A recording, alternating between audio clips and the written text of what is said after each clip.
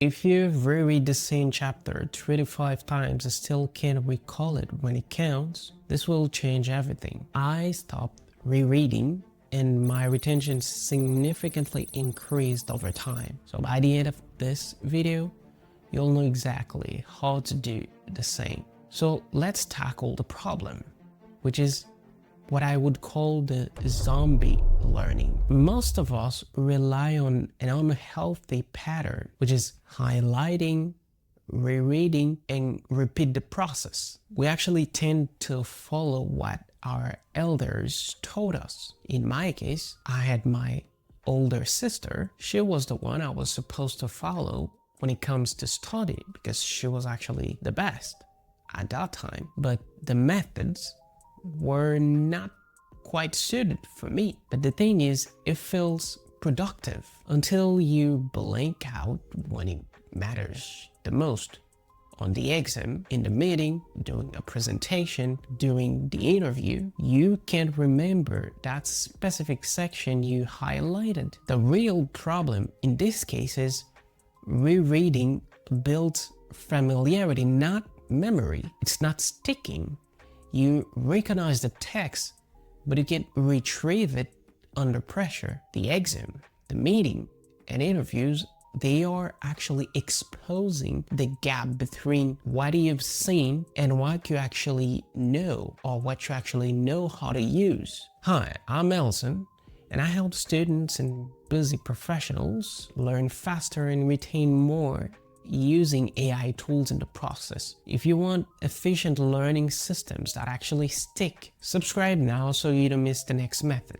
After exposing the problem that we actually have right now, the shift should actually be as simple as stop rereading and start retrieving. The secret actually lies in forcing your brain out of the comfortable and unhealthy method you're currently using, which is highlighting, rereading the same material. Your next session is not read again, it's answer questions and explain them.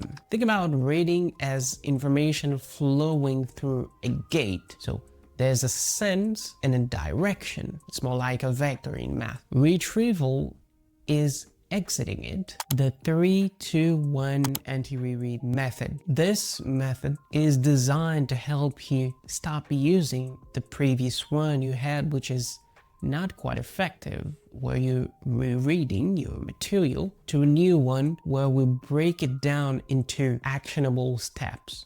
It's like a workflow where you have to go through the 3-2-1 steps and what we're supposed to do in each step in order to get to a new and more effective study method. So the 3 stands for 3 tasks in session 1. The first time you're studying the material, you want to do 3 things, 3 different things.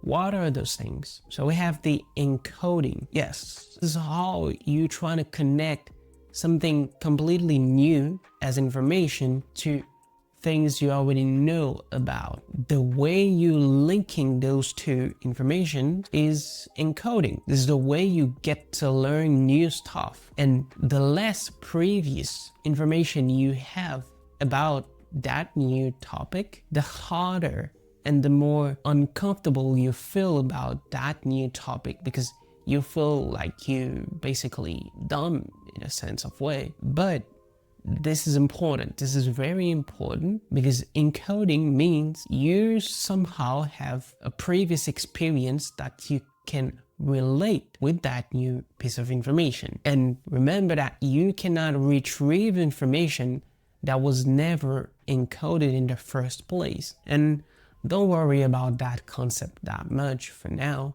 because there's a video coming very soon about it where I will break it down in greater details of how it is and how you should get yourself to do it. The 3 tasks are: first, core concepts, procedures, and details. During the very first session where you're studying brand new information or relatively new information, so that in the core concepts, you want to capture the why. You want to understand the purpose behind the information that is presented to you at that specific moment. What are the big ideas, things that you can wrap your head around?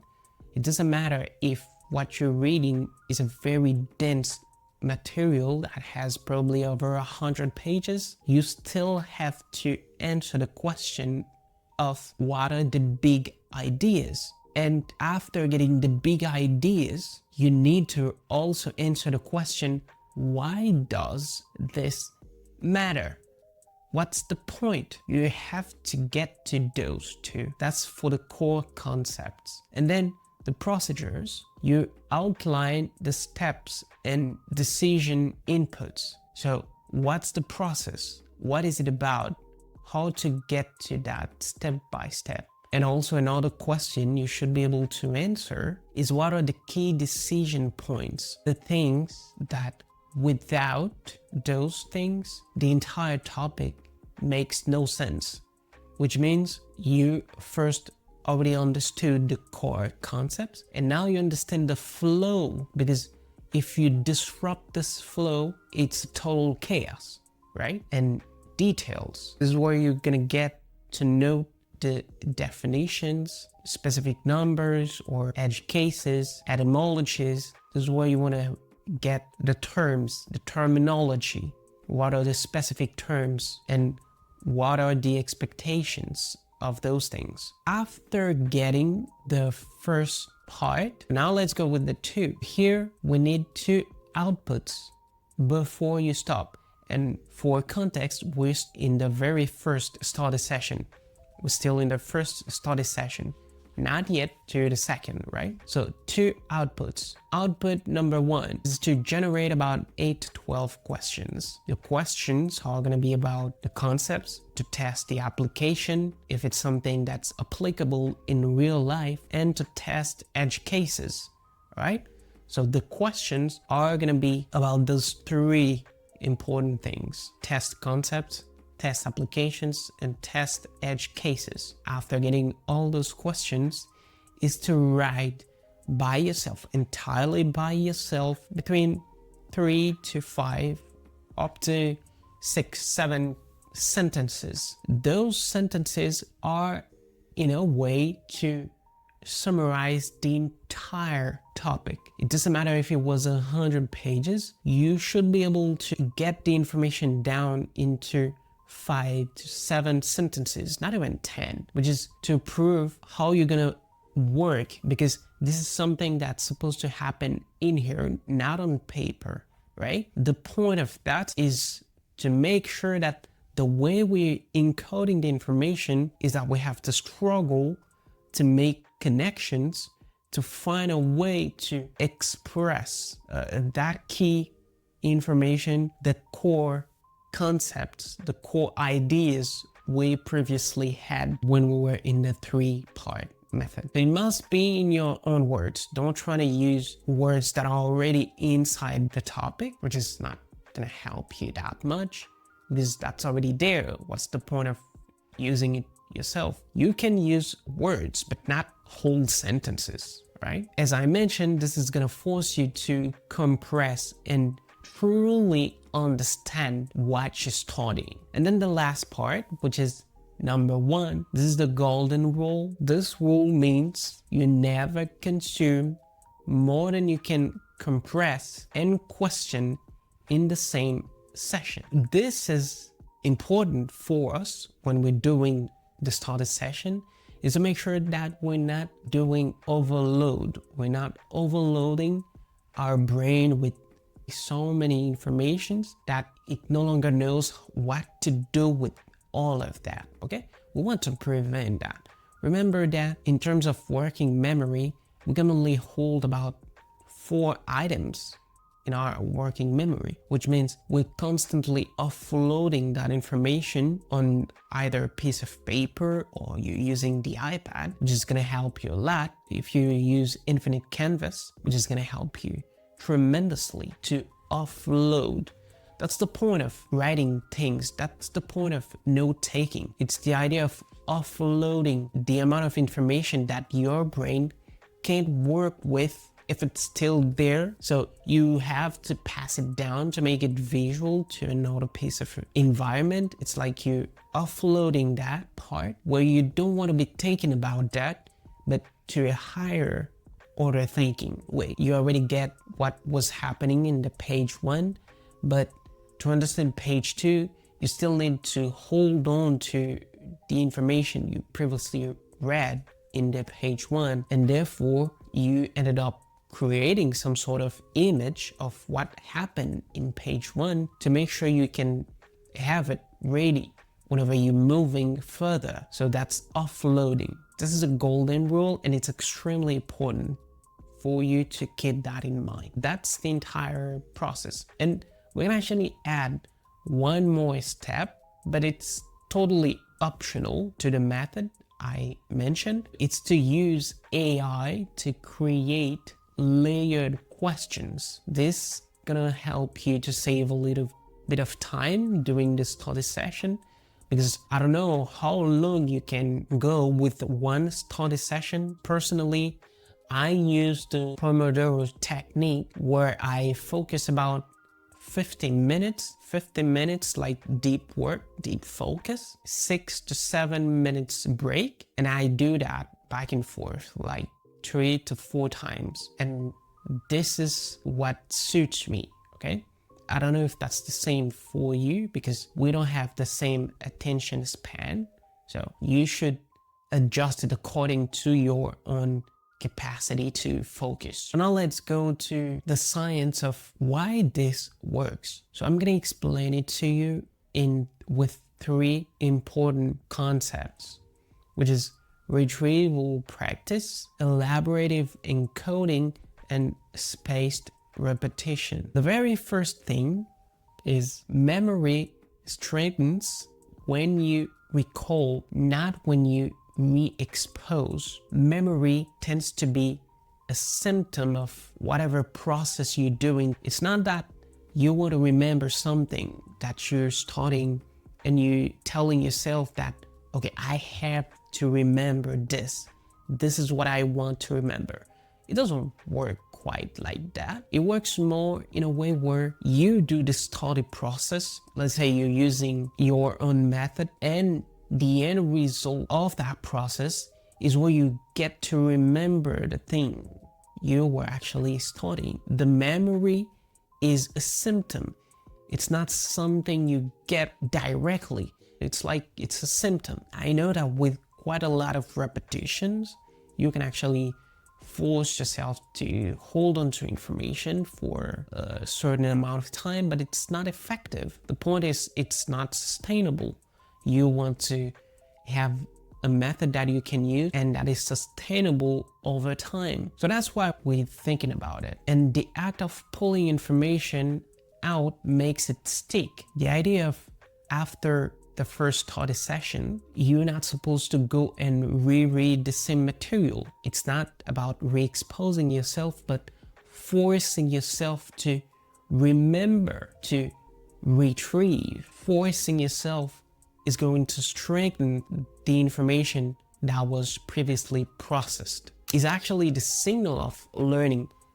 The discomfort you feel when you have a blank canvas in front of you and you have to put all the information you understood, you remembered, is what works as learning. Spaced retrieval beats long massed rereading. Timing actually matters for long-term retention, and the forgetting curve works in your favor when you're spacing it out. The forgetting curve goes in a way where every session where you recall the information, it tends to stick more and more over time. Now we might actually have issues or mistakes, things to avoid when you're trying to apply this method. The first thing is, we already know that it's gonna feel too hard or too slow, because I understand that you might actually be using a method that you're comfortable with and that you don't want to use